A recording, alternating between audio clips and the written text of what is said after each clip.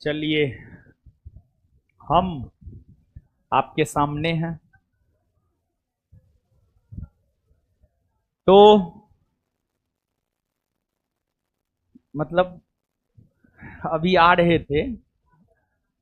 मतलब ये जो थार है ना, थार में शीशा जो है पूरा वाइट है। ठीक है। तो सब चीज दिखाई देता है। आ रहे थे तो इस टाइम में तो हाट जामिन रहता नहीं, किसान कोल्ड स्टोर से आ रहे थे अभी। तो जो है मतलब मुसल्लफपुर हाट में तो विद्यार्थी ये सब रहता है, नहीं रहता है। तो आ रहे थे तो मतलब हम जो है ना, हम सोचे कि कुछ देखते हैं। तो कोई नोट ऐसे निकाल लिए, देख रहे थे। तो आस पास का जो लड़का था, मतलब जो गाड़ी के सामने से गुजर रहा था, गाड़ी तो एकदम कछुआ के चाल में नहीं चलता है इस टाइम में। तो मतलब बोल रहा था, हाँ हाँ पढ़िए सर पढ़िए, तब ना हम लोग को पढ़ाइएगा। पढ़िए जल्दी जल्दी पढ़िए। क्या ही के, हम तो सिर्फ मतलब एक बाहर नजर ना पड़े इसी वजह से जो हम कुछ पलट लिए, अपना देख रहे थे। ठीक है। यही रीजन है कि हम ब्लैक शीशा यूज करते हैं। कहे कि विद्यार्थी का मतलब जो बात बोल रहा था, एक बात ये हुआ, और भी बहुत तरह का बात बोल रहा था। ठीक है। कि बहुत बात बोल रहा था। तो दू एगो ही बात सुने थे, एगो और उतना ध्यान नहीं दिए बात पे, लेकिन कुछ कुछ बोल रहा था। ठीक है, उतना ध्यान नहीं दिए। तो फिर मतलब देखिए कि आज का जो युवा पीढ़ी है, आज का जो छात्र है, मतलब किस तरीका से, मतलब कमेंट कोई भी गलत नहीं किया। ठीक है। लेकिन एक जो होता है कि एक जो सम्मान होता है एक शिक्षक के प्रति, मतलब वो नहीं, सब दांत निकाल रहा था, हैं कर रहा था सब। ठीक है। मतलब अजीब रिएक्शन था, यानी कुल मिलाकर के वो रिएक्शन हमको नहीं पसंद था। ठीक है। तो आइए, आप लोग ऐसा नहीं करते हैं, थोड़ा अच्छा बनिए। मतलब ऐसा नहीं कि वो कुछ भी गलत कमेंट किया ना, कुछ भी नहीं। सब कमेंट सब अच्छा ही था, लेकिन ये जो है कर रहा था ना। सब ऐसे ऐसे हाथ हिला रहा था, हाय सर। बताइए, हाय बाय करने वाला होता है टीचर। तो खैर ठीक है, जिसको जो अच्छा लगता है वो करता है। तो एक बात हम आपको स्पष्ट कर दे कि अभी साइंस का जो टेस्ट होता है वो मतलब ये था कि ना से भला, ना से भला, हाँ। कम से कम 50 क्वेश्चन ही तो आप देख लिए, उसका आंसर जान लिए। ना से भला, हाँ। बस उतना ही है। बिट्टू सर का जैसे गला ठीक हो जाएगा, ऐसा नहीं है कि सिर्फ टेस्ट में नहीं आते।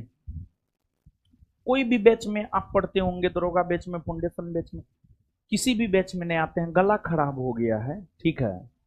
गला थोड़ा खराब हो गया है, वोकल कोड में मतलब सूजन हो गया था, सूजन आ गया था। तो इलाज चल रहा है। हमको लगता है कि 10-15 दिन हो गया है। क्या हुआ? बैठिए ना, बैठिए ना, बैठिए। ठीक है। तो वही जो है, हल्ला नहीं कीजिए, हल्ला नहीं कीजिए। तो वही जो है, सर का गला खराब है। जैसे सर क्लास लेना शुरू करेंगे ना, तो वैसे टेस्ट में भी अब बहुत ज्यादा दिन नहीं, हो सकता है ये जो आने वाला वीक है सोमवार से, इस आने वाले वीक में जो है सर टेस्ट को ज्वाइन कर ले। हो सकता है, ऐसे बात नहीं हुआ है, खैर लगभग 15 दिन हो गया है, लगभग 15 दिन हो गया है। तो 1 महीना का बोला था सर, तो बोले 15 दिन में ठीक हो जाएंगे। अब ठीक हुए हैं कि नहीं हुए हैं वो भी हमको नहीं पता है, बात तो बहुत ज्यादा होता है नहीं, ठीक है। तो हो सकता है इस वीक, हमको लगता है अगले वीक जो है ज्वाइन कर ही लेंगे, जहां तक संभावना है।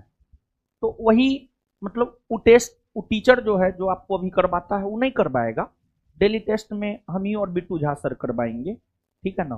तो इस कंफ्यूजन में आप ना रहे, क्योंकि 1-2 मैसेज आया था व्हाट्सएप या टेलीग्राम पे, तो उसी के लिए जो है ये बात हम बोल रहे हैं। और ऑनलाइन वाले लोगों के सबके मन में मतलब थोड़ा सा इधर उधर होता है, सबके मन में बहुत तरह का बात चलने लगता है। लोग पॉजिटिव कम सोचता है, निगेटिव ज्यादा सोचता है, हमारा वातावरण ही निगेटिव वाला हो गया है। तो बिट्टू सर ही साइंस का डिस्कशन करवाएंगे, वो ठीक होकर के आ जाए, साइंस का डिस्कशन वही करवाएंगे। ये तो बस ऐसे ही लगा दिए हैं कि नहीं होने से बेहतर है कि थोड़ा सा ही हो जाए, लेकिन हो जाए। कम से कम 50 क्वेश्चन तो आप देख करके जाते हैं ना जी, उसका आंसर तो आप जान करके जाते हैं ना, ठीक है। तो जो बात क्लियर करना चाहते थे वो क्लियर हुआ कि ये बात पहले से क्लियर था, क्लियर था ना। तब एगो लड़का, एगो या दूगो जो है, एक एगो कोई जो है हमको मैसेज किया था टेलीग्राम या व्हाट्सएप पे, ठीक है। हाँ, क्वेश्चन तो ठीक रहता है, समझो, वही तो ठीक करवाते हैं। अरे साइंस के टीचर हैं वो, तो अब बात ये है कि हमेशा जो है आदत है मलाई खाने का, मिल गया पानी वाला दूध, तो थोड़ा सा तो प्रॉब्लम होता है, समझे ना। तो बिट्टू सर ही करवाएंगे, संभवतः अगले सप्ताह ज्वाइन कर लेंगे, ठीक है। तो कोई कंफ्यूजन में ना रहे। आइए अब निम्नलिखित में से अशोक का कौन सा शिलालेख धार्मिक संश्लेषण के बारे में कहता है? द्वितीय, 12वां, 13वां, 11वां।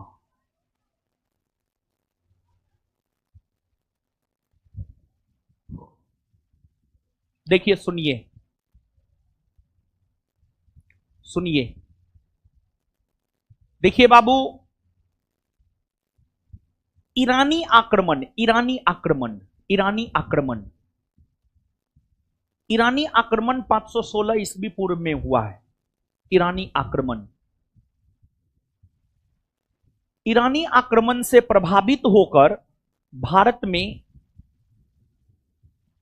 अभिलेख लिखने की परंपरा का विकास हुआ, अभिलेख लिखने की परंपरा का विकास हुआ।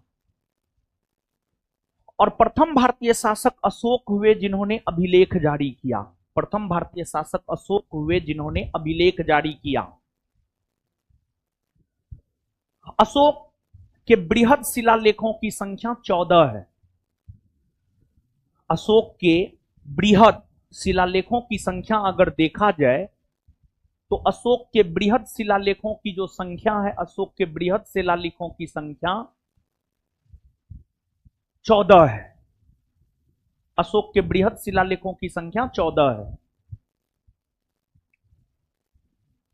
और हर बृहद शिलालेख में, हर बृहद शिलालेख में अलग अलग चीजों की चर्चा है। जैसे प्रथम बृहद शिलालेख, प्रथम बृहद शिलालेख में अशोक ने पशु बलि की निंदा किया है, यानी पशुओं की जो बलि दी जाती है, खास तौर पर हम लोग अपने देवी देवता को खुश करने के लिए पशु बलि देते हैं। जैसे दुर्गा पूजा के अवसर पर, काली पूजा के अवसर पर, बकरीद में पशुओं की बलि दी जाती है। खैर अशोक भी पहले हिंसक थे, अशोक भी हिंसा किए थे। अशोक अपने बड़े भाई की हत्या कर गद्दी प्राप्त किए हैं। अशोक हिंसक थे प्रारंभ में, लेकिन जब अशोक बौद्ध धर्म को अपना लिए तब अशोक हिंसा को छोड़कर अहिंसा में विश्वास करने लगे। अशोक अपने प्रथम बृहद शिलालेख में पशु बलि की निंदा किया है और यह कहा है कि सभी मनुष्य मेरे संतान हैं। इसके बाद द्वितीय बृहद शिलालेख में अशोक ने चिकित्सालय व्यवस्था का जो प्रावधान किया था, मतलब अस्पताल सबका जो निर्माण करवाया था अशोक, उसको लेकर चर्चा द्वितीय बृहद शिलालेख में है। और अशोक के समकालीन जो पड़ोसी राज्य हुआ करते थे उसकी भी चर्चा द्वितीय बृहद शिलालेख में है। फिर तृतीय बृहद शिलालेख में अशोक ने अपने अधिकारियों को यह कहा है कि वे प्रत्येक 5 वर्ष के अंतराल पर राज्य का दौरा करें। यानी अशोक अपने अधिकारी को कहे हैं कि वे प्रत्येक 5 वर्ष के अंतराल पर राज्य का दौरा करें। चौथे बृहद शिलालेख में अशोक ने भेड़ी घोष के जगह धम घोष की घोषणा किया है। भेड़ी घोष के जगह धम घोष की घोषणा किया है और अशोक ने यह कहा है कि हम जो भौतिक तौर पर युद्ध के माध्यम से क्षेत्रों को जीतते हैं, उसके बजाय धर्म के माध्यम से, धम्म के माध्यम से क्षेत्रों को जीतेंगे। फिर 5वें बृहद शिलालेख में धम्म महामात्र की नियुक्ति की बात की गई है। 6ठे बृहद शिलालेख में आत्मनियंत्रण या संयम, सेल्फ कंट्रोल, आत्मनियंत्रण को लेकर के चर्चाएं अशोक ने किया है। और अशोक यह दर्शाने का प्रयास किए हैं कि वो काफी संयमित थे, आत्मनियंत्रित थे, वो काफी संयमित थे, आत्मनियंत्रित थे। मतलब जो एक सीमा है किसी काम का, उसको अशोक नहीं लांघते थे। आत्मनियंत्रण मतलब इसको ऐसे समझिए, मान लिया जाए रविवार को एग्जाम है, अभी हमको होना चाहिए कि हम सिलेबस का रिवीजन करें। रिवीजन कर रहे हैं, थोड़ा थक गए तो लगा कि थोड़ा आराम कर लेते हैं, तो सो गए। फिर पढ़ रहे हैं, अचानक मन किया कि अब क्या पढ़ेंगे। तो वहां पर जब अचानक मन करे कि क्या पढ़ेंगे, वहां पर अपने मन को कंट्रोल करना है और मन को समझाना है कि नहीं, एग्जाम है रविवार को, रिवीजन करना है आज। थक गए, ठीक है, चाय पी लीजिए, कॉफी पी लीजिए, तरोताजा हो जाइए, सोइए नहीं, रिवीजन कीजिए। अब मान लिया जाए एग्जाम है, ये न है कोनो, पढ़ने का मन हुआ पढ़िए, नहीं पढ़ने का मन हुआ मत पढ़िए। लेकिन फिर भी डेली पढ़ना है। एक बात आप जान लीजिए, यह जरूरी नहीं है कि 12 घंटा पढ़ना है, लेकिन यह जरूरी है कि प्रत्येक दिन पढ़ना है। 4 घंटा पढ़ना है, लेकिन प्रतिदिन पढ़ना है। कछुआ की तरह हमेशा धीरे धीरे चलते रहना है। तो अशोक 6ठे बृहद शिलालेख में ही यह घोषणा किए हैं कि मैं कहीं भी रहूं, भले मैं अंतःशाला में अपने पत्नी के साथ विश्राम ही क्यों न कर रहा हूं, अगर जनता से संबंधित कार्य है तो हमारे अमात्य, हमारे मंत्री आकर के हमसे मिल सकते हैं। इसके जरिए अशोक यह दिखलाना चाह रहे थे कि हम बहुत संयमित इंसान हैं, और इसके जरिए अशोक यह दिखलाना चाह रहे थे कि वो जनता के संपर्क में रहते थे। और अशोक ही प्रथम भारतीय शासक हुए जो प्रत्यक्ष तौर पर जनता के संपर्क में रहा करते थे। फिर 6ठे बृहद शिलालेख के बाद 7वां बृहद शिलालेख, 7वां बृहद शिलालेख में धार्मिक सहिष्णुता की बात की गई है। फिर 8वां बृहद शिलालेख में अशोक ने जो तीर्थ यात्रा किया है उसकी चर्चा है। 9वें बृहद शिलालेख में अशोक ने जो पड़ोसी राजाओं से मिला, अशोक और पड़ोसी राजाओं के बीच जो भेंट मुलाकात हुआ, शिष्टाचार मुलाकात हुआ, उसकी चर्चा है। फिर 10वें बृहद शिलालेख में अशोक अपने अधिकारी को कहता है कि आप हमेशा प्रजाहित के बारे में सोचे। और 11वें बृहद शिलालेख में धम्म नीति की व्याख्या की गई है। और 12वें बृहद शिलालेख में सर्वधर्म संभव की बात की गई है। 12वें बृहद शिलालेख की अगर हम बात करें तो जो 12वां बृहद शिलालेख है 12वें बृहद शिलालेख में सर्वधर्म संभव की बात की गई है, मतलब सभी धर्मों को लेकर चलने की बात की गई है 12वें बृहद शिलालेख में। और अशोक सर्वधर्म संभव की बात करते हुए यह कहते हैं कि किसी भी व्यक्ति को अपने धर्म की प्रशंसा करनी चाहिए, ये अच्छी बात है, लेकिन दूसरे की धर्म की निंदा नहीं करनी चाहिए, लेकिन दूसरों के धर्म की निंदा नहीं करनी चाहिए, अशोक ऐसा कहते हैं। तो जो सर्वधर्म संभव यानी सभी धर्मों को लेकर चलने की बात, सभी धर्मों को लेकर चलने की बात, यानी धार्मिक समन्वय, सर्वधर्म संभव यानी धार्मिक समन्वय की चर्चा अगर देखा जाए तो अशोक 12वें बृहद शिलालेख में करता है, यानी इसका आंसर 12वां बृहद शिलालेख होगा। फिर इसके बाद 13वें बृहद शिलालेख में कलिंग युद्ध, अशोक ने जो कलिंग युद्ध लड़ा है 261 ईस्वी पूर्व में, उस कलिंग युद्ध की चर्चा 13वें बृहद शिलालेख में है। और 14वें बृहद शिलालेख में अशोक अपनी जनता को धार्मिक जीवन जीने को प्रेरित करता है, अशोक अपनी जनता को धार्मिक जीवन जीने को प्रेरित करता है, धार्मिक जीवन। Answer B. तो 14वां बृहद शिलालेख हम आपको बता दिए, ठीक है ना। शतपथ ब्राह्मण में उल्लिखित राजा विदेह माधव से संबंधित ऋषि थे। देखिए,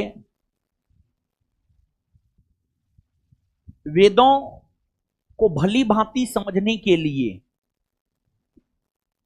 वेदों को लेकर ही, वेदों को भली भांति समझने के लिए ही वेदों के ऊपर ही ब्राह्मण ग्रंथ की रचना हुई है, जिसमें यजुर्वेद के ऊपर शतपथ ब्राह्मण ग्रंथ की रचना हुई है। यजुर्वेद के ऊपर शतपथ ब्राह्मण ग्रंथ की रचना हुई है। और सभी ब्राह्मण ग्रंथों में अगर देखा जाए तो सबसे प्रमाणिक ब्राह्मण ग्रंथ शतपथ ब्राह्मण ग्रंथ माना जाता है। और इस शतपथ ब्राह्मण ग्रंथ में राजा विदेह माधव की चर्चा है। राजा विदेह माधव का जहां तक सवाल है, इनके बारे में कहा जाता है, ये सरस्वती नदी के तट पर रहते थे। सिंधु, सरस्वती, सतलज, ये सरस्वती नदी के तट पर रहते थे। और इनके बारे में कहा जाता है कि इन्होंने अग्नि को, राजा विदेह माधव के बारे में कहा जाता है कि इन्होंने अग्नि को अपने मुख में कर लिया था, मतलब अग्नि को अपने वश में कर लिया था, एक प्रकार से कहा जाता है। और सरस्वती नदी के ये तट पर रहा करते थे, जो सरस्वती नदी वर्तमान में विलुप्त है। इनसे संबंधित, राजा विदेह माधव से संबंधित जो ऋषि थे, ऋषि गौतम राहुगण थे, ऋषि गौतम राहुगण थे।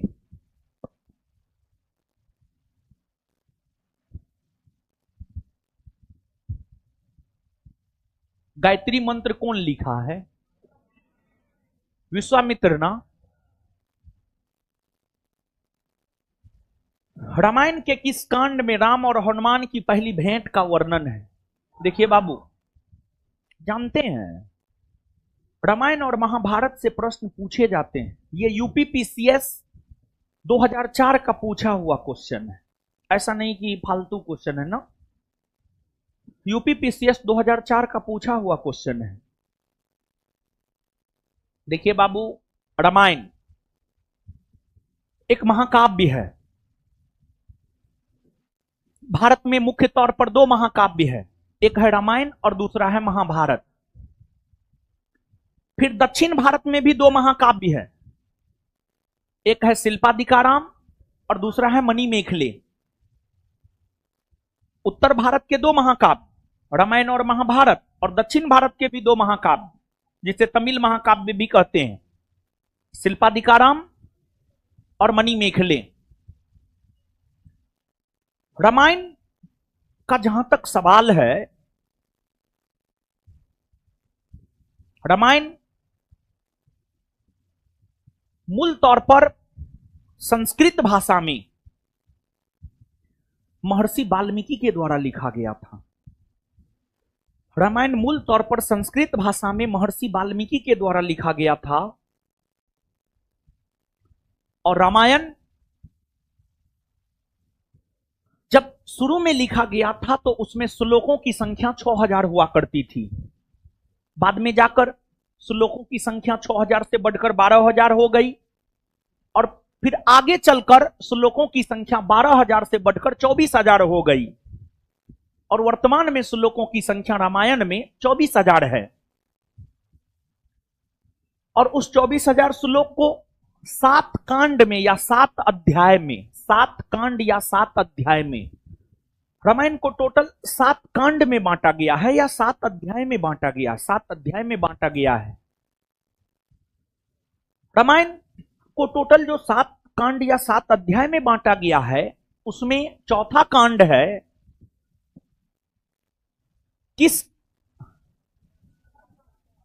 किष्किंधा कांड। किष्किंधा कांड, ये जो किष्किंधा कांड है इसी में राम और हनुमान की पहली भेंट का वर्णन है। राम और हनुमान की पहली भेंट का वर्णन है। राम और हनुमान के पहले भेंट का वर्णन है। और जो रामायण है इसे आदि काव्य की भी संज्ञा दी जाती है और मूल रामायण को आधार बनाते हुए ही गोस्वामी तुलसीदास ने अवधी भाषा में रामचरितमानस की रचना किया है। गोस्वामी तुलसीदास ने अवधी भाषा में रामचरितमानस की रचना किया है और गोस्वामी तुलसीदास मुगल बादशाह अकबर के समकालीन थे। मुगल बादशाह अकबर के समकालीन थे। रामायण जानते हैं बाबू, रामायण जो है ना, रामायण को लेकर के मेरा परसेप्शन है कि एक अच्छा इंसान किसको कहा जाता है? एक अच्छा इंसान कौन काम को करके आप बन सकते हैं? किस चीज को करके आप एक अच्छा इंसान बन सकते हैं? आपका व्यवहार विचार कैसा होना चाहिए लोगों के प्रति, समाज के प्रति, सगे संबंधी के प्रति, अपने भाई के प्रति, अपने मां के प्रति, अपने पिता के प्रति। अगर ये जानना है तो आप रामायण देखिए। एक अच्छा इंसान बनना है, सच्चा इंसान बनना है, ईमानदार इंसान बनना है, रामायण देखिए। और इस कलयुग में अगर सरवाइव करना है महाभारत देखिए। और महाभारत देखिए ही नहीं बल्कि महाभारत को अपने ऊपर अप्लाई भी कीजिए, अपने ऊपर अप्लाई कीजिए। ऐसा मेरा अपना परसेप्शन है रामायण और महाभारत को लेकर। और दोनों में, रामायण हो या महाभारत, दोनों में धर्म की बात की गई है और अंततः विजय धर्म की हुई है। अंततः विजय धर्म की हुई है। अब यहां पर हम हिंदू धर्म, मुस्लिम धर्म, सिख धर्म की बात नहीं कर रहे हैं। यहां पर धर्म का मतलब है आपका कर्म। जैसे आप अभी एक स्टूडेंट है और आप हमेशा याद रखिएगा, हमेशा धर्म की विजय होती है। आप एक स्टूडेंट है, आपका सबसे बड़ा धर्म है पढ़ाई करना, रिवीजन करना, टेस्ट देना, सिलेबस का बार बार रिवीजन करना, पर डे पढ़ना, ये आपका धर्म है। अगर आप धर्म के रास्ते पर चलते हैं आपकी विजय सुनिश्चित है। और अगर आप धर्म के रास्ते पर नहीं चलते हैं, पढ़ाई के जगह पंचायत 3 या 4, पता नहीं कौन सीजन आया, पंचायत 4 सीजन देखते हैं, इंस्टा देखते हैं, तब तो हो गया धर्म के रास्ते। वो धर्म का रास्ता नहीं है बाबू, वो अधर्म का रास्ता है। अभी आपके लिए धर्म का रास्ता सिर्फ और सिर्फ है पढ़ाई करना। अभी आपके लिए धर्म का रास्ता है सिर्फ और सिर्फ किताब और कॉपी से दोस्ती और प्यार और मोहब्बत करना। अभी आपके लिए धर्म का रास्ता है टेस्ट देना। अभी आपके लिए यही धर्म का रास्ता है, दूसरा कुछ भी आपके लिए धर्म का रास्ता नहीं है। इन चीजों के अलावा आप कुछ भी करते हैं, आप पटना अलग अलग जगह से आए हैं, अगर आप पढ़ाई के अलावा कुछ भी करते हैं, आप 4 घंटा मोबाइल चलाते हैं, आप घूमने जाते हैं, आप मुर्गा पार्टी करते हैं, आप कुछ भी करते, ये सब अधर्म का रास्ता है। और जो भी अधर्मी है उसका कुछ नहीं होने वाला है, जो धर्म के रास्ते पर है विजयी उसी का होने वाला है। समझे? आगे आइए, ताली ने बजाना है। और सहयोगी होना चाहिए तो हनुमान जी जैसा, हनुमान जी जैसा। और एक बात और जानिए, ये जो सदी है ना, 21वीं सदी हनुमान जी का सदी है। हनुमान जी का सदी है मतलब शक्तिशाली लोगों का सदी है, शक्तिशाली लोगों का सदी है। हम ये बात कहना चाह रहे हैं, तो अपने आप को शक्तिशाली बनाइए। निम्नलिखित में से किस वंश द्वारा प्रायः महिलाओं को प्रशासन में उच्च पद प्रदान किए जाते थे? महिलाओं को प्रशासन में उच्च पद प्रदान किए जाते थे। देखिए सामान्य तौर पर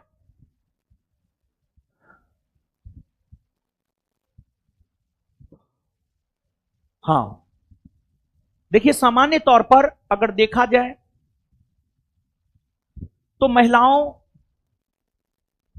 को प्राचीन काल में कुछ राजवंश थोड़ा तरजीह दिया। चोल वंश, चालुक्य वंश ने महिलाओं को तरजीह दिया। प्राचीन काल में उत्तर भारत में तो महिलाओं की स्थिति बहुत ही दयनीय थी, लेकिन दक्षिण भारत में महिलाओं की स्थिति थोड़ा ठीक ठाक थी। जैसे चोल वंश के जो शासक होते थे वो अपना अंगरक्षक महिला को बनाता था। फिर चालुक्य वंश के जो शासक होते थे वो ऊंचे ऊंचे पद पर महिलाओं को बैठाने का काम किया करता था, ऊंचे ऊंचे पदों पर महिलाओं को बैठाने का काम किया करता था। और चालुक्यों का शासन मुख्य तौर पर महाराष्ट्र और कर्नाटक के क्षेत्र में, यानी दक्षिण यानी दक्कन भारत के क्षेत्र में, और साथ ही साथ चालुक्यों का शासन गुजरात के क्षेत्र में भी रहा है। गुजरात के क्षेत्र में जो चालुक्यों का शासन रहा है उसे सोलंकी वंश भी कहा जाता है, सोलंकी वंश भी कहा जाता है। तो चालुक्य वंश के शासन के दौरान अगर देखा जाए तो महिलाओं को ऊंचा ऊंचा पद दिया जाता था। आंसर हो जाएगा चालुक्य। भूमि नापने के लिए दिल्ली सल्तनत में कौन सा मापक प्रयोग किया जाता था? मसाहत, मसाहत, मसाहत का प्रयोग किया जाता था।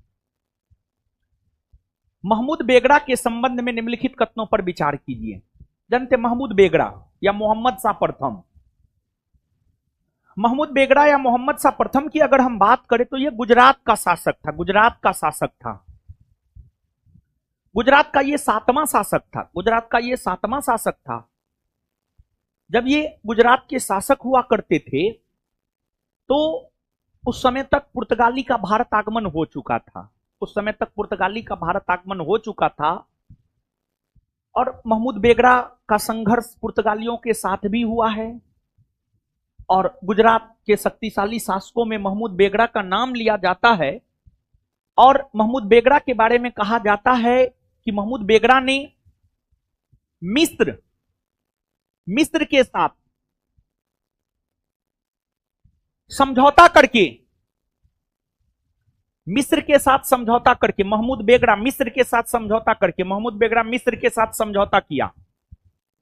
और महमूद बेगड़ा की सेना मिस्र की सहायता से पुर्तगालियों को पराजित करने का काम किया था, पुर्तगालियों को पराजित करने का काम किया था। तो ये जो पहला स्टेटमेंट है, उसने पुर्तगाली सेना को पराजित किया था, हाँ। उसने बाग फिरदौस की स्थापना की थी, हाँ। और उसका दरबारी कवि उदयराज हुआ करता था, यह भी सही है। आंसर हो जाएगा सी, 1, 2 और 3।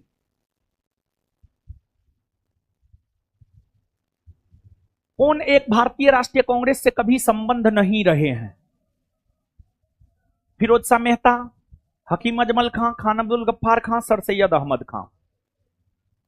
सर सैयद अहमद खां की अगर हम बात करें तो सर सैयद अहमद खां का कभी भी भारतीय राष्ट्रीय कांग्रेस से कोई संबंध नहीं रहा है। और जब भारतीय राष्ट्रीय कांग्रेस की स्थापना 1885 में हुई थी तो सर सैयद अहमद खां ने भारतीय राष्ट्रीय कांग्रेस की स्थापना का विरोध किया था। और भारतीय राष्ट्रीय कांग्रेस के विकल्प के तौर पर सर सैयद अहमद खां ने Indian patriotic association, sir Syed Ahmad Khan Congress की स्थापना का विरोध किया था। और कांग्रेस के विकल्प के तौर पर सर सैयद अहमद खान ने, कांग्रेस के विकल्प के तौर पर सर सैयद अहमद खान ने इंडियन पेट्रियोटिक एसोसिएशन की स्थापना किया था। खैर ये हिंदू मुस्लिम एकता के बहुत बड़े समर्थक थे। ये कहा करते थे हिंदू और मुसलमान भारत की दो आंखें हैं।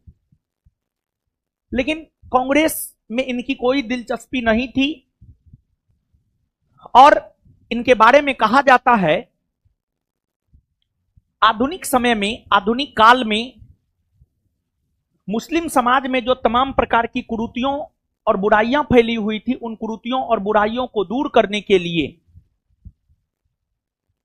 उन कुरीतियों और बुराइयों को दूर करने के लिए सर सैयद अहमद खान ने इस्लामी समाज में सुधारवादी आंदोलन चलाया और इनके द्वारा जो सुधारवादी आंदोलन चलाया गया था उसे अलीगढ़ आंदोलन कहते हैं।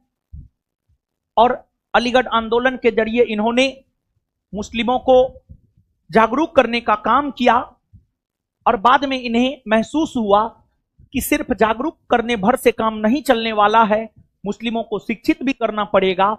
तो मुस्लिमों को शिक्षित करने के उद्देश्य से इन्होंने 1875 ईस्वी में मोहम्मदन एंग्लो ओरिएंटल कॉलेज की स्थापना किया और मोहम्मदन एंग्लो ओरिएंटल कॉलेज ही आज के डेट में अलीगढ़ मुस्लिम यूनिवर्सिटी के नाम से जाना जाता है, अलीगढ़ मुस्लिम यूनिवर्सिटी के नाम से जाना जाता है। इनकी ही रचना है तहजीब उल अखलाक, सभ्यता और नैतिकता, सभ्यता और नैतिकता, तहजीब उल अखलाक इन्हीं की रचना है। फिरोज शाह मेहता, हकीम अजमल खां, खान अब्दुल गफ्फार खां, इस सब का संबंध कांग्रेस से था। फिरोज शाह मेहता ने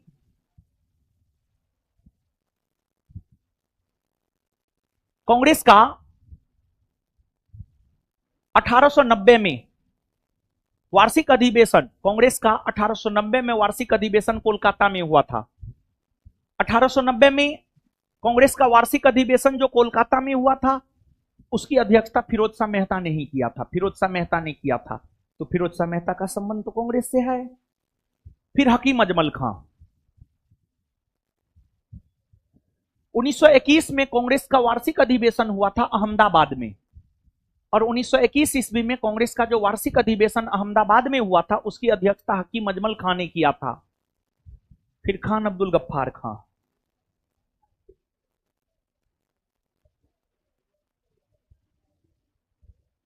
इन्होंने भले ही कांग्रेस के वार्षिक अधिवेशन की अध्यक्षता ना किया हो लेकिन कांग्रेस के ये सदस्य थे, कांग्रेस के ये सदस्य थे। और खान अब्दुल गफ्फार खान को सीमांत गांधी, फ्रंटियर गांधी या बादशाह खान के नाम से जाना जाता है।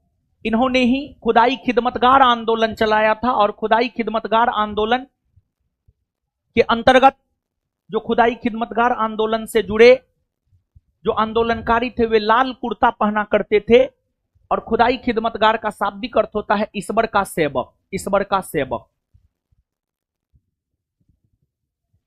जब महात्मा गांधी भारत विभाजन के पक्ष में मतदान किए थे बहुत दुख हुआ था, इनको बहुत दुख हुआ था, समझे। भागलपुर में नमक सत्याग्रह का नेतृत्व किसने किया था? देखिए भागलपुर जाना है, जाइए ना।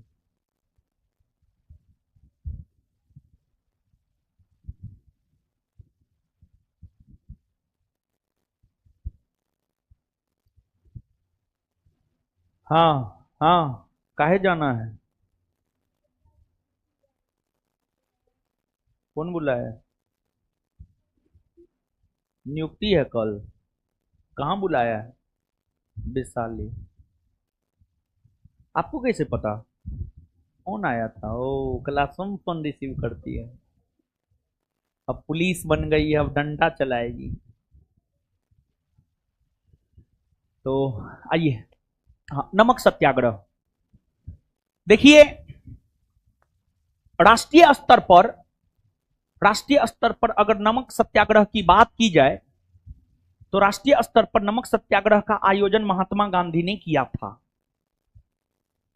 लेकिन नमक सत्याग्रह का आयोजन क्षेत्रीय स्तर पर भी किया गया। देखिए गांधी जी कितने बुद्धिजीवी थे, जो चीज सबको चुनते थे, नमक को चुनते थे। नमक हर किसी की जरूरत है। मतलब गांधी जी, हम बार बार कहते हैं, कभी कभी कहते हूं, गांधी जी बड़ी दूरदर्शी थे।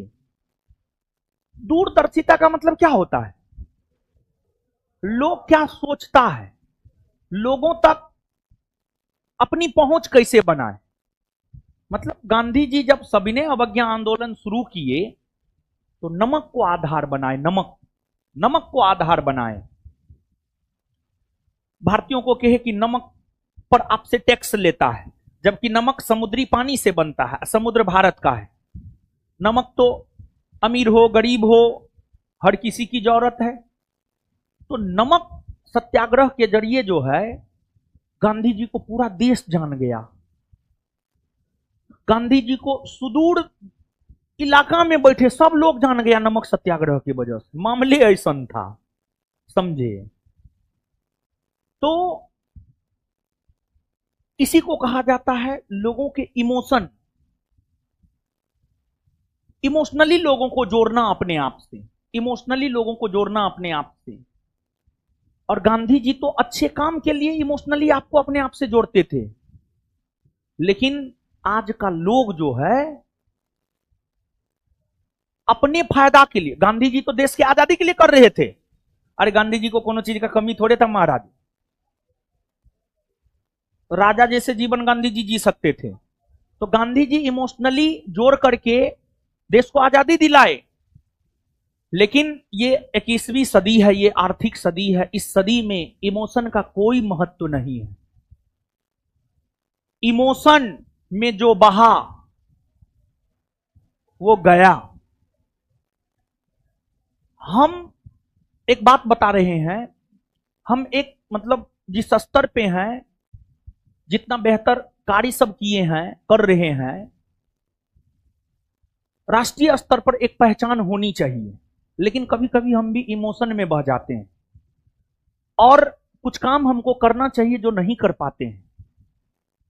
तो इमोशन, इमोशन रोकता है, इमोशन विकास में बाधा है। आज के डेट में इमोशन जो है विकास में बाधा है, समझे। ऐसा मेरा अपना परसेप्शन है। तो इमोशन लेस होना चाहिए आज के डेट में। अगर आप इमोशन लेस हैं आपका विकास होगा। अगर आप इमोशन लेस नहीं है तो आपका विकास नहीं होगा, विकास रुक जाएगा, एकदम विकास रुक जाएगा। इमोशन लेस बनिए, समझ गए।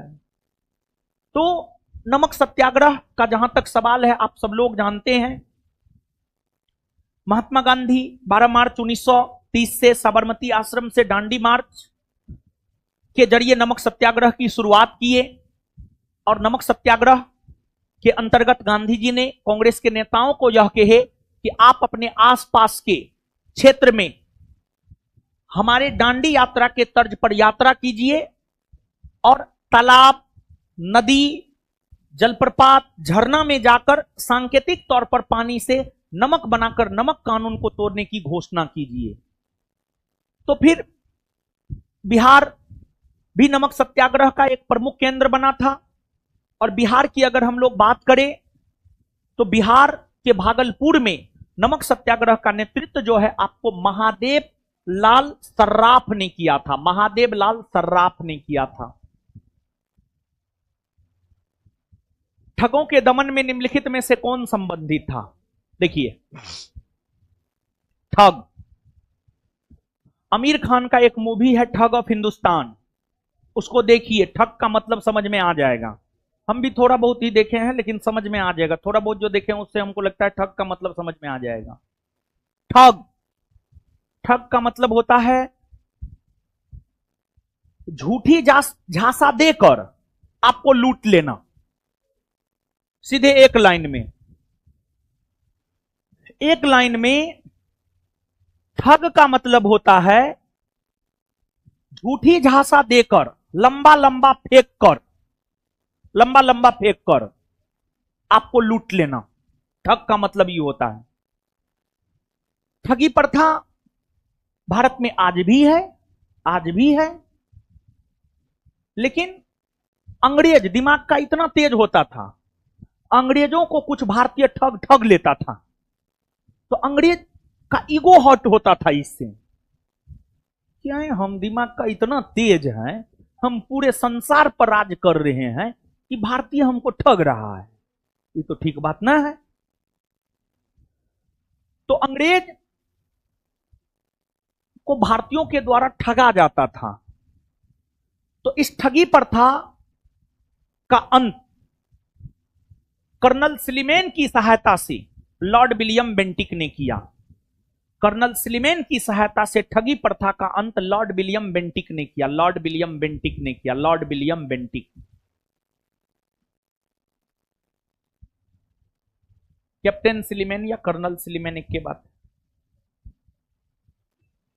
अजरबैजान की राजधानी बाकू निम्नलिखित में से किस एक सागर के किनारे स्थित है? देखिए बाबू, कहां है जी कैस्पियन सागर?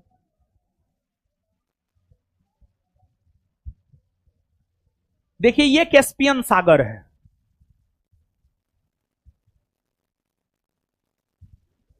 कैस्पियन सागर है। कैस्पियन सागर जो है एक झील है और खारे पानी का झील है। इस झील का पानी नमकीन है। इस झील में से पानी उठाकर पीजिएगा ना तो आपको पानी में नमक का स्वाद आएगा, खारा लगेगा, लवणीय लगेगा।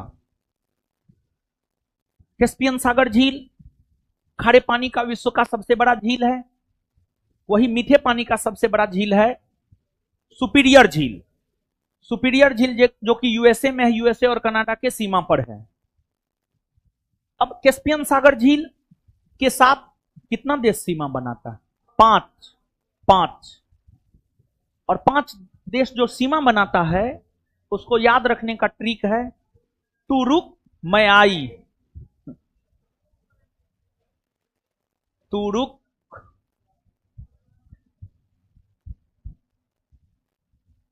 मैं आई।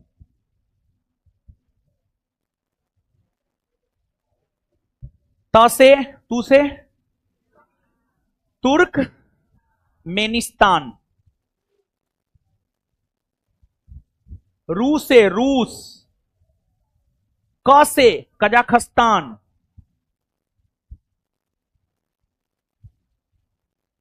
कजाखस्तान। अ से अजरबैजान। अजरबैजान। ई से ईरान। ई से ईरान। ईरान तो इजराइल को नानी याद दिला दिया, ठीक है। अमेरिका तक को नहीं छोड़ा। ई होता है, ठीक है। ई होता है मतलब ईरान। भले आगे आने वाले दिनों में ईरान में बहुत कुछ हो सकता है, लेकिन अभी तक ईरान का स्थिति बहुत मजबूत है। अमेरिका के एयरबेस पर हमला कर दिया। कतर में अमेरिका का एयरबेस था, उस पर हमला कर दिया। मतलब ये होता है हिम्मत, समझे। एगो भारत है, एगो हमारे मोदी जी हैं, समझे, क्या ही के हैं। लाहौर पर कब्जा कर लेना चाहिए था। तो अजरबैजान से सटा हुआ है कैस्पियन सागर। अजरबैजान की राजधानी जो बाकू है वह कैस्पियन सागर के तट पर है। कैस्पियन सागर के तट पर है, ठीक है। तुरुक में आई, कितना बढ़िया ट्रिक है ना। देखिए जैसे लड़की लड़का है, सिनेमा मतलब जीएफ-बीएफ है, दोनों अलग अलग रहता है। अब सिनेमा देखने के लिए जाना है पीएन मॉल। पीएम मॉल है या पीएन मॉल है? पीएम मॉल, हाँ पता नहीं, जो भी मॉल हो, ठीक है। तो अब लड़की बोली कि ठीक है हम गांधी मैदान आते हैं, तुम आओ, ठीक है। अब लड़की वाला मामला है, लड़का तो दौड़ के पहुंच जाता है। अब लड़का पहुंच करके फोन कर रहा, आओ ना जी, आओ ना जी। अब इरिटेट कर दिया लड़का फोन कर करके, तो फिर गुस्सा में बोलती है लड़की तू रुक मैं आई, दिखाती हूं मैं तुमको।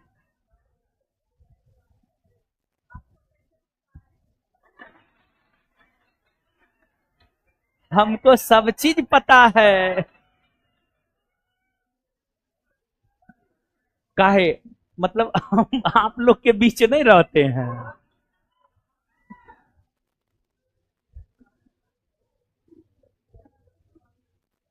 कैस्पियन सागर।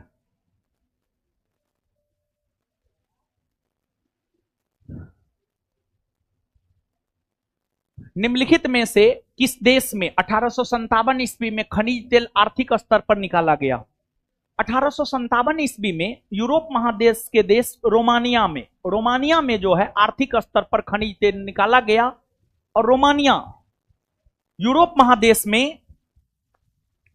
महादेश में रोमानिया खनिज तेल उत्पादक देशों में अग्रणी देश में शामिल है। रोमानिया अच्छा खासा खनिज तेल का उत्पादन करता है और संभवतः अंडमान निकोबार द्वीप समूह में खनिज तेल मिलने की संभावना है। अगर ये सफल हो जाता है तो मतलब मिलना चाहिए अंडमान निकोबार द्वीप समूह, ठीक है, तो भारत थोड़ा अमीर होगा। निम्नलिखित नगरों में से किस एक में से हुयांगपू नदी बहती है? संघाई।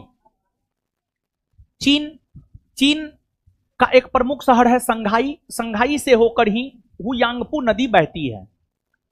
देखिए, इस क्वेश्चन को देने का एकमात्र उद्देश्य क्या था जानते हैं? आज करंट का दिन था। एक संगठन है संघाई सहयोग संगठन।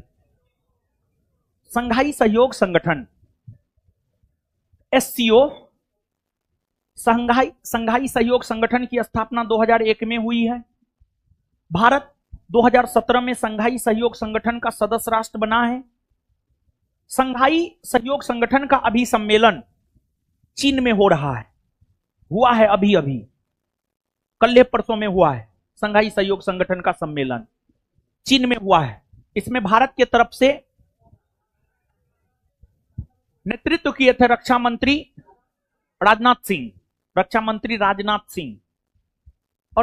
राजनाथ सिंह पहलगाम के मामला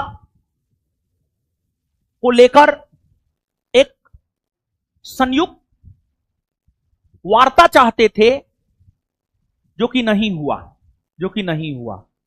होना चाहिए था। यह भारत का फेल्योर दर्शाता है, यह भारत की विदेश नीति का फेल्योर है, समझ गए? तो यानी यहां से आप ये बात याद रखिएगा कि 2025 में संघाई सहयोग संगठन की बैठक चीन में हुई है और इसमें भारत की तरफ से नेतृत्व किया है रक्षा मंत्री राजनाथ सिंह।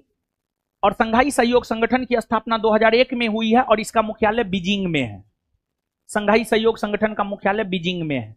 भारत संघाई सहयोग संगठन का सदस्य राष्ट्र है और भारत सदस्य राष्ट्र बना है 2017 में।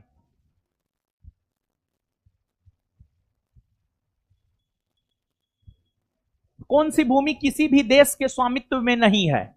देखिए, सामान्य तौर पर जानते हैं बाबू, अलग अलग द्वीप पर जो है ना अलग अलग देश का अधिकार है।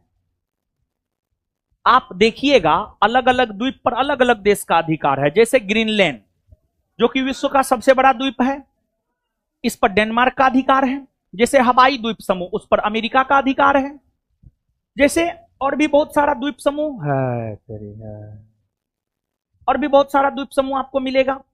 फॉकलैंड द्वीप समूह, इस पर यूनाइटेड किंगडम का अधिकार है। सेंट हेलेना द्वीप समूह यूनाइटेड किंगडम का अधिकार है।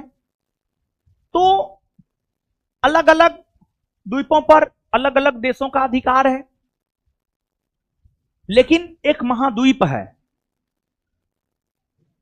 विश्व में महाद्वीपों की संख्या 7 मानी जाती है, जिसमें क्षेत्रफल के आधार पर विश्व का सबसे बड़ा महाद्वीप है अंटार्कटिका। पृथ्वी है, पृथ्वी के दक्षिणी ध्रुवीय क्षेत्र में, इधर दक्षिणी ध्रुवीय क्षेत्र है, इधर उत्तरी ध्रुवीय क्षेत्र है। पृथ्वी के दक्षिणी ध्रुवीय क्षेत्र में अंटार्कटिका महाद्वीप है और अंटार्कटिका महाद्वीप को निर्जन महाद्वीप कहा जाता है। यहां पर मानव रहता नहीं है। इस महाद्वीप पर किसी भी देश का अधिकार नहीं है और इस महाद्वीप के 98% हिस्सा पर बर्फ है और बर्फ कभी पिघलता है, कभी जमता है, जिस वजह से इस महाद्वीप का आकार हमेशा अलग अलग दिखाई देता है और यह एक गतिशील महाद्वीप है। और इस महाद्वीप पर विश्व के सभी देश अपना अनुसंधान केंद्र स्थापित किया है जैसे भारत ने भी इस महाद्वीप पर मैत्री, गंगोत्री और भारती, मैत्री, गंगोत्री और भारती, ये 3 अनुसंधान केंद्र भारत ने अंटार्कटिका में स्थापित किया है। इस महाद्वीप को विज्ञान को समर्पित महाद्वीप कहा जाता है और इस पर किसी भी देश का कोई अधिकार नहीं है, इस पर किसी भी देश का कोई अधिकार नहीं है।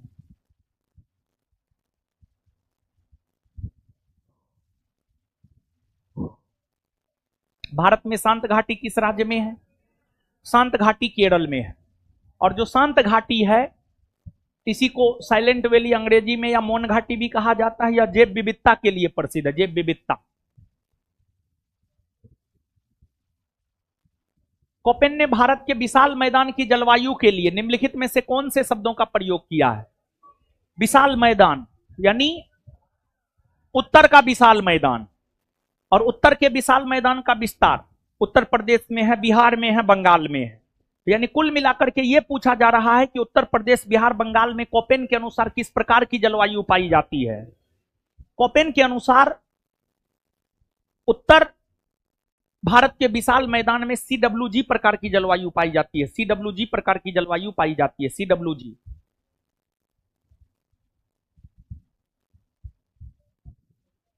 दक्षिण भारत में सिंचाई व्यवस्था का अग्रदूत किसे माना जाता है? Sir Arthur cotton, sir Arthur cotton. कौन सा राज्य वर्ष 2011 में सबसे अधिक लिंगानुपात रखता है? देखिए 2011 के जनगणना आंकड़ों के अनुसार अगर देखा जाए तो सबसे अधिक लिंगानुपात रखने वाला राज्य है केरल। केरल का लिंगानुपात है 1084 महिला प्रति 1000 पुरुष। केरल के बाद है तमिलनाडु, तमिलनाडु का है 996 महिला प्रति 1000 पुरुष। फिर इसके बाद आंध्र प्रदेश है, आंध्र प्रदेश का है 993 महिला प्रति 1000 पुरुष, प्रति 1000 पुरुष। तो सबसे अधिक लिंगानुपात वाला केरल है, दूसरा तमिलनाडु, तीसरा आंध्र प्रदेश। तो इसमें केरल है नहीं, ऑप्शन के अकॉर्डिंग हो जाएगा तमिलनाडु।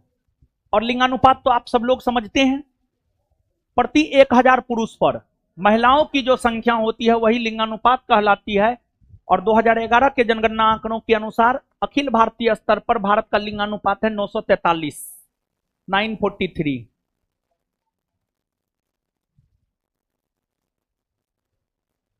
और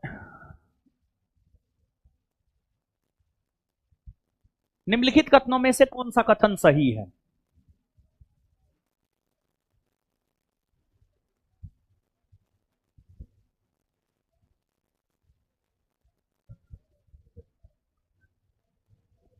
मौलिक अधिकार राज्य के विरुद्ध नागरिकों के दावे हैं। देखिए मौलिक अधिकार, मौलिक अधिकार का जहां तक सवाल है, मौलिक अधिकार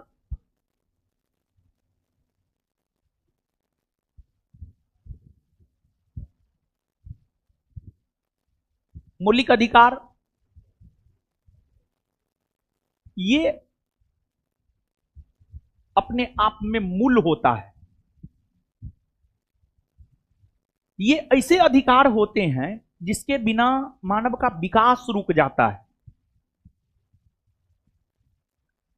स्वतंत्रता पूर्वक जीवन जीना मौलिक अधिकार है, बोलना मौलिक अधिकार है,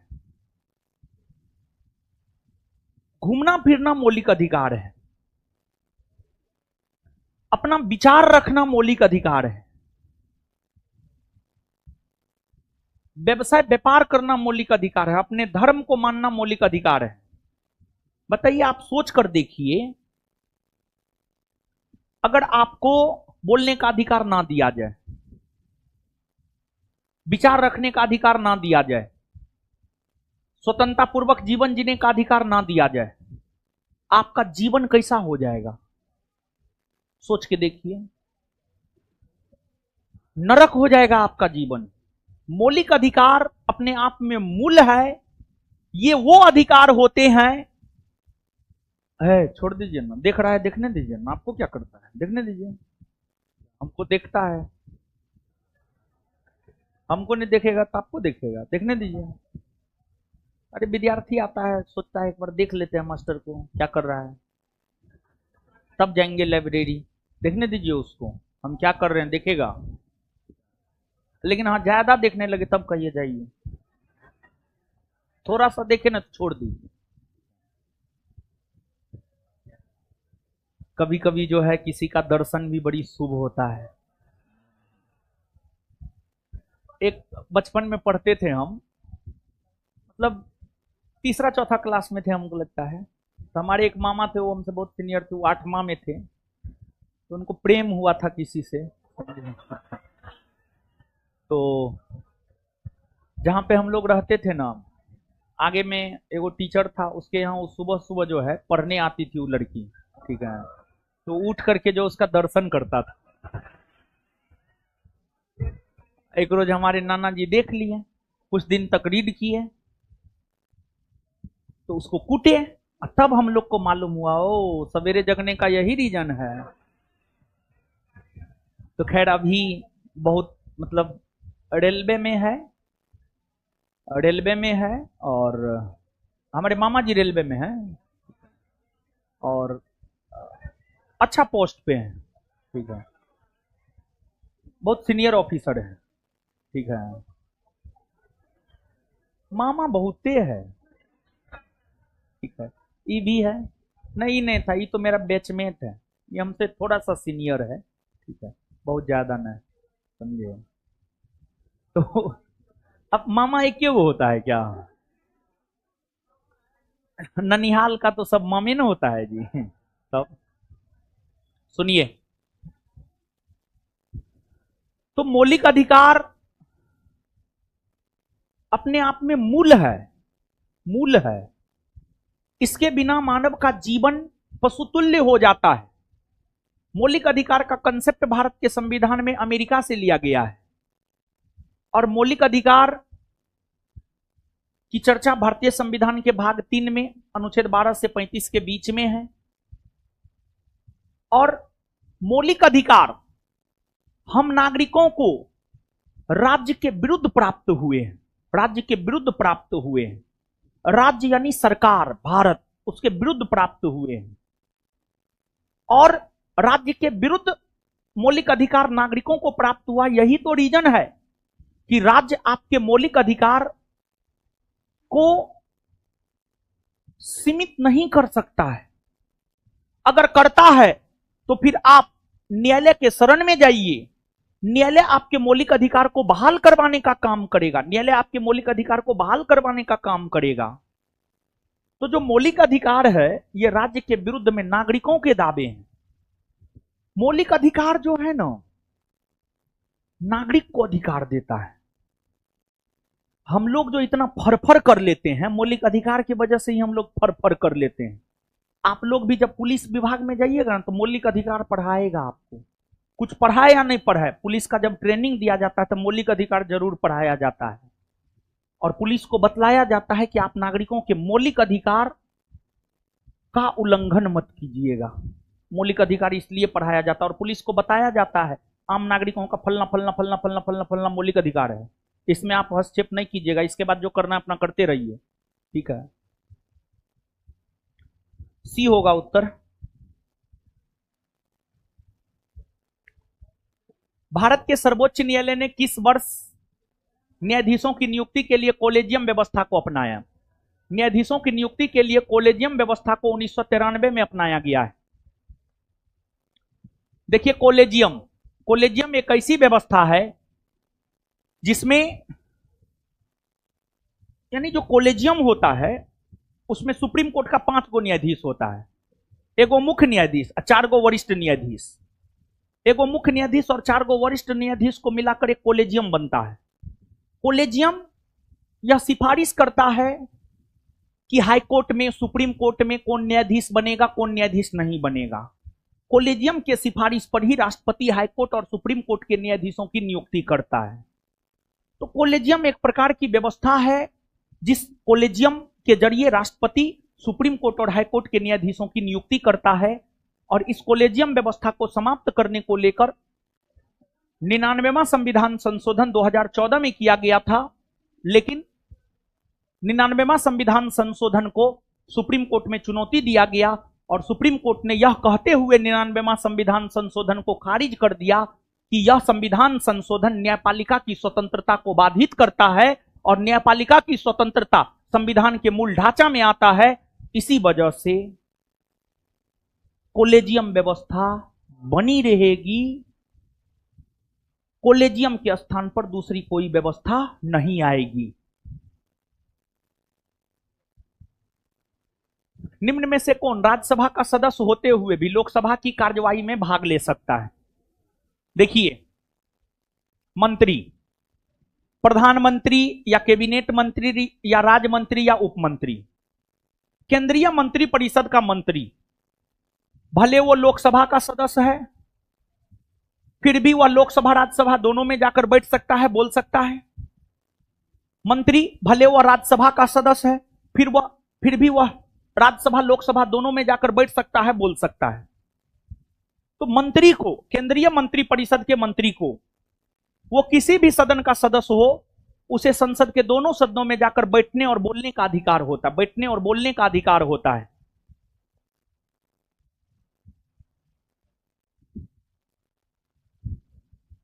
लेकिन ध्यान रहे, मतदान करने का अधिकार नहीं होता है। मंत्री भी है तब पर भी वह मतदान उसी सदन में करेगा जिस सदन का वो सदस्य है। आंसर क्या होगा? भारतीय संविधान का कौन सा अनुच्छेद संवैधानिक प्रावधानों की संघीय संसद या राज्य विधान पालिकाओं द्वारा बनाए गए नियमों या कानूनों पर प्राथमिकता प्रदान करता है? यानी क्या कह रहा है जानते हैं?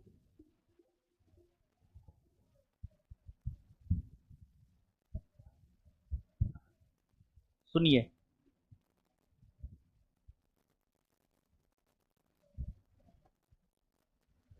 देखिए देखिए, जैसे संघ सूची है, राज्य सूची है, समवर्ती सूची है। संघ सूची, राज्य सूची, समवर्ती सूची को लेकर प्रावधान 7वीं अनुसूची में है। 7वीं अनुसूची के साथ साथ अनुच्छेद 245, 246 ये सब में भी संघ सूची, राज्य सूची को लेकर प्रावधान है। ये सब अनुच्छेद भी संघ सूची, राज्य सूची को लेकर प्रावधान करता है। संघ सूची में जो विषय है उस पर कानून संसद बनाता है, राज्य सूची में जो विषय है उस पर कानून राज्य विधानमंडल बनाता है, समवर्ती सूची में जो विषय है उस पर कानून संसद या राज्य विधानमंडल दोनों में से कोई भी बना सकता है। समझ गए? अब समवर्ती सूची का कोई विषय है, उस पर कानून संसद भी बनाया, राज्य विधानमंडल भी बनाया, तो उस कंडीशन में संसद द्वारा बनाए गए कानून मान्य होंगे। मतलब संसद द्वारा बनाए गए कानून को प्राथमिकता दी जाती है। तो मतलब क्वेश्चन ये कह रहा है कि कोई वैसा विषय जिस पर कानून संसद भी बनाया है और जिस पर कानून राज्य विधानमंडल भी बनाया है, उस स्थिति में संसद द्वारा बनाए गए कानून को प्राथमिकता में रखा जाएगा। इसको लेकर प्रावधान कौन अनुच्छेद करता है? तो इसको लेकर प्रावधान करता है अनुच्छेद 245। अनुच्छेद 245 13 है, 32 है, 326 है। अनुच्छेद 326 में क्या है? अनुच्छेद 326 की अगर हम बात करें तो अनुच्छेद 326 कहता है लोकसभा और विधानसभा के चुनाव में वयस्क मताधिकार, लोकसभा और विधानसभा के चुनाव वयस्क मताधिकार के आधार पर होंगे। 32 संवैधानिक उपचारों का अधिकार है और डॉक्टर भीमराव अंबेडकर ने अनुच्छेद 32 को ही संविधान का आत्मा एवं हृदय कहा है। अनुच्छेद 13 इसमें जो है विधि को परिभाषित किया गया है। विधि क्या है, अस्थाई विधि क्या है, अस्थाई विधि क्या है। साथ ही साथ अनुच्छेद 13 मौलिक अधिकार की रक्षा भी करता है, मौलिक अधिकार की रक्षा भी करता है, मौलिक अधिकार की रक्षा भी करता है।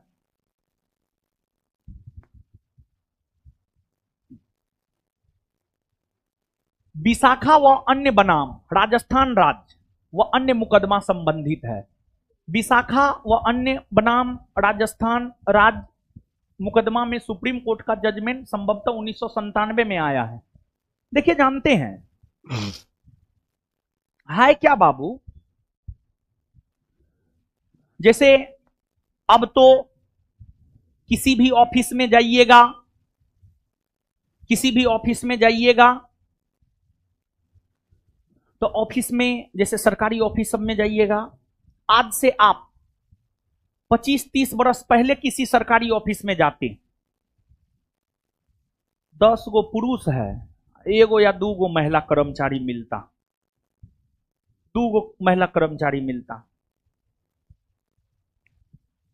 लेकिन अब किसी भी ऑफिस में जाइएगा, भले 50% ना है, 10 गो में 4 गो महिला कर्मचारी मिलिए जाएगी। तो होता यह था कि महिलाएं, देखिए, महिलाओं को घर से बाहर नहीं निकलने दिया जाता था। क्यों? क्योंकि जहां भी महिला जाए उसका शोषण होने लगता था। जहां भी काम करने के लिए जाती थी महिला, वहीं पर उसका शोषण होने लगता था। क्या आज नहीं होता है शोषण? क्या बात करते, एकदम होता है। उच्च स्तरीय अधिकारी निम्न स्तरीय महिला अधिकारी का शोषण करता है। एक से एक कहानी वायरल हुआ है, समझ गए? एक से एक कहानी बाहर निकल करके सामने आया है।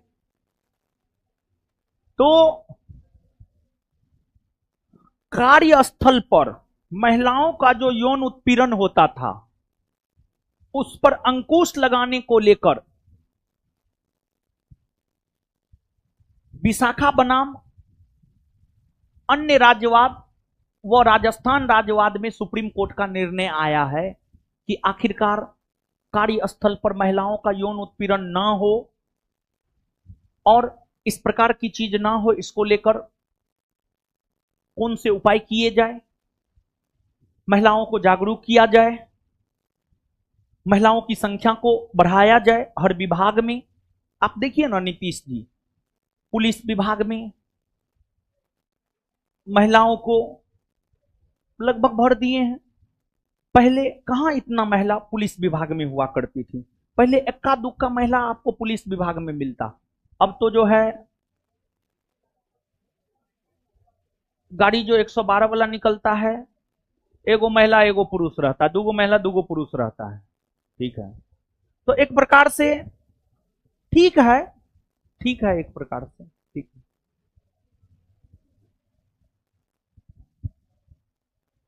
निम्नलिखित में से कौन पंचायतों की संरचना के बाबत उपबंध करने को अधिकृत है? यानी पंचायत, पंचायत को लेकर व्यवस्था राज्य विधानमंडल करता है। पंचायत के लिए चुनाव करवाना हो, पंचायत की संरचना निर्धारित करनी हो, सब कुछ राज्य विधानमंडल करता, राज्य विधानमंडल। और राज्य विधानमंडल की अगर हम लोग बात करें तो इसकी चर्चा अनुच्छेद 168 में है। और अनुच्छेद 168 यह कहता है, राज्यपाल, विधानसभा और विधान परिषद को मिलाकर राज्य विधानमंडल का गठन किया जाता है। प्रत्येक राज्य में एक राज्यपाल होगा, यह बात कहता है अनुच्छेद 153। भारत की संसद को लेकर चर्चा करता है अनुच्छेद 79। भारत का एक राष्ट्रपति होगा, यह कहता है अनुच्छेद 52। कौन सही सुमेलित नहीं है, मतलब कौन गलत है? अंतर्राज्यीय परिषद 1990 में गठित हुआ है, हां। सरकारिया आयोग के सिफारिश पर 1990 में अनुच्छेद 263 के तहत अंतर्राज्यीय परिषद का गठन भारत के राष्ट्रपति के द्वारा किया गया है। राष्ट्रीय विकास परिषद का गठन 6 अगस्त 1952 में राष्ट्रीय विकास परिषद का गठन हुआ है। केंद्रीय सतर्कता आयोग, संथानम आयोग के सिफारिश पर केंद्रीय सतर्कता आयोग का गठन 1964 में हुआ है। राष्ट्रीय मानवाधिकार आयोग का गठन 1993 में हुआ है। आंसर होगा बी। निम्नलिखित में से किन परिस्थितियों में राष्ट्रपति आपातकाल घोषित कर सकता है? आपातकाल, देखिए बाबू, जहां तक आपातकाल के प्रावधान की चर्चा है, आपातकाल के प्रावधान की चर्चा भारतीय संविधान के भाग 18 में अनुच्छेद 352 से 360 के बीच में है। 352 राष्ट्रीय आपात की चर्चा करता है और 352 यह कहता है कि राष्ट्रपति राष्ट्रीय आपात की घोषणा 3 आधार पर करता है: युद्ध, बाह्य आक्रमण और सशस्त्र विद्रोह। युद्ध, बाह्य आक्रमण और सशस्त्र विद्रोह। सशस्त्र विद्रोह। तो राष्ट्रीय आपात की घोषणा राष्ट्रपति अनुच्छेद 352 के तहत 3 आधार पर करता है: युद्ध, बाह्य आक्रमण और सशस्त्र विद्रोह। अनुच्छेद 356 के तहत राष्ट्रपति शासन की घोषणा करता है और राष्ट्रपति जो राष्ट्रपति शासन की घोषणा करता है, राष्ट्रपति शासन की घोषणा अनुच्छेद 356 के तहत तब करते हैं जब राज्य में संवैधानिक तंत्र विफल हो जाता है। जब राज्य में संवैधानिक तंत्र विफल हो जाता है तब राष्ट्रपति शासन नामक आपात की घोषणा करते हैं। फिर अनुच्छेद 360 के तहत राष्ट्रपति वित्तीय आपात की घोषणा करते हैं और राष्ट्रपति वित्तीय आपात की घोषणा तब करते हैं जब देश वित्तीय संकट में हो। जब देश वित्तीय संकट में हो तो आपातकाल राष्ट्रपति के द्वारा घोषित किया जाता है। युद्ध, बाह्य आक्रमण, सशस्त्र विद्रोह, संवैधानिक तंत्र के विफलता और वित्तीय संकट। वित्तीय संकट, इन तमाम आधारों पर राष्ट्रपति के द्वारा आपातकाल की घोषणा की जाती है। तो बाह्य आक्रमण की वजह से हाँ, आंतरिक अशांति नहीं, राज्यों में संवैधानिक तंत्र की विफलता हाँ, आर्थिक संकट हाँ, वित्तीय संकट या आर्थिक संकट एक ही बात है। 1, 3 और 4 यानी आंसर हो जाएगा बी। अब आ गया करेंट, ठीक है ना। आगे आइए, मई 2025 में किस राज्य को भारत का पहला पूर्ण साक्षर राज्य का दर्जा प्राप्त हुआ है? मिजोरम। और एक बात जानिए बाबू, जून 2025 ईस्वी तक 3 भारतीय राज्य पूर्ण साक्षर घोषित हो चुके हैं। पहला मिजोरम, दूसरा गोवा और तीसरा त्रिपुरा। त्रिपुरा, ये तीनों राज्य पूर्ण साक्षर राज्य घोषित हो चुके हैं। पहला मिजोरम, दूसरा गोवा, तीसरा त्रिपुरा।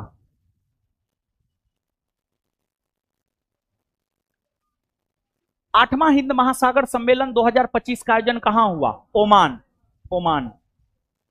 बीसीसीआई का लाइफ टाइम अचीवमेंट पुरस्कार, कर्नल सीके नायडू पुरस्कार किसे दिया गया? सचिन तेंदुलकर। पुस्तक वाइल्ड फिक्शंस के लेखक कौन है? अमिताभ घोष। प्रधानमंत्री नरेंद्र मोदी ने पीएम किसान सम्मान निधि के 19वीं किस्त कहां से जारी किया? भागलपुर। और ये जो पीएम किसान सम्मान निधि है, इसकी शुरुआत 1 दिसंबर 2018 से हुई है।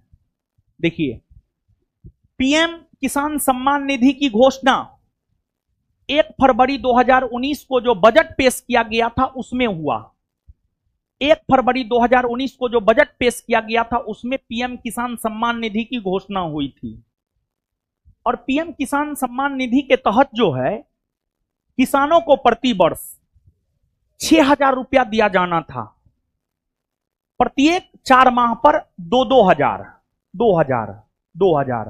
6,000 रुपया एक वर्ष में किसानों को इस किसान सम्मान निधि योजना के तहत दिया जाना था। इसकी घोषणा 1 फरवरी 2019 को हुई, लेकिन इसको लागू पिछले डेट से किया गया और इसको लागू किया गया 1 दिसंबर 2018। 1 दिसंबर 2018। और बिहार में चुनाव है, तो अब मोदी जी सब कुछ बिहार में आकर के करेंगे। देख रहे हैं बिहार का कितना दौरा कर रहे हैं। 32वें पुस्तक मेला 2025 में फोकस देश रहा है रूस। राष्ट्रीय ई विधान एप्लीकेशन को किस राज्य की विधानसभा ने अपनाया है? उत्तराखंड। किस राज्य की सरकार ने महिला संवाद अभियान शुरू किया है? बिहार। पीएम नरेंद्र मोदी की पुस्तक संस्कृति का 5वां अध्याय को कहां लॉन्च किया गया? नई दिल्ली में। हाल ही में किस बैंक ने ट्रेन पंचवटी में भारत का पहला एटीएम मशीन लगवाया? बैंक ऑफ महाराष्ट्र में। बैंक ऑफ महाराष्ट्र में। लता दीनानाथ मंगेशकर पुरस्कार 2025 किसे दिया गया? कुमार मंगलम बिरला को। अप्रैल 2025 में भारतीय सेना ने कहा वायस ऑफ किन्नौर सामुदायिक रेडियो स्टेशन लॉन्च किया? हिमाचल प्रदेश। गुरुदेव कालीचरण ब्रह्मा पुरस्कार 2025 से किन्हें सम्मानित किया जाएगा? डॉक्टर अच्युत सामंत। फ्रांस की सरकार किस भारतीय को officer of the order of arts and later से सम्मानित किया? पायल कपाड़िया। भारतीय वायुसेना किस देश में हो रहे बहुराष्ट्रीय अंतरराष्ट्रीय हवाई अभ्यास डेजर्ट फ्लैग 10 में शामिल हुआ है? यूएई। भारत का सबसे बड़ा पेट्रोकेमिकल संयंत्र कहां लगाया जाएगा? उड़ीसा में। टेनिस टूर्नामेंट इटालियन ओपन 2025 के पुरुष एकल के विजेता बने कार्लोस अल्काराज, और कार्लोस अल्काराज ने जेनिक सिनर को हराया है। खुबानी उत्सव का आयोजन कहां किया जा रहा है? लद्दाख में। बालपन की कविता नामक पहल को किसने शुरू किया? शिक्षा मंत्रालय ने। किस राज्य की सरकार ने राइज नामक ऐप लॉन्च किया है? उत्तर प्रदेश। मोबाइल वर्ल्ड कांग्रेस 2025 का आयोजन कहां किया गया? स्पेन में। राजीव युवा विकास योजना 2025 को किस राज्य ने शुरू किया? तेलंगाना। संघ लोक सेवा आयोग का अध्यक्ष किसे बनाया गया? डॉक्टर अजय कुमार। अमेरिका के राष्ट्रीय खुफिया प्रमुख किसे नियुक्त किया गया? तुलसी गबार्ड। 2027 में फीफा महिला विश्व कप की मेजबानी कौन देश करेगा? ब्राजील। चलिए, धन्यवाद सभी लोगों का, मिलते हैं सोमवार को।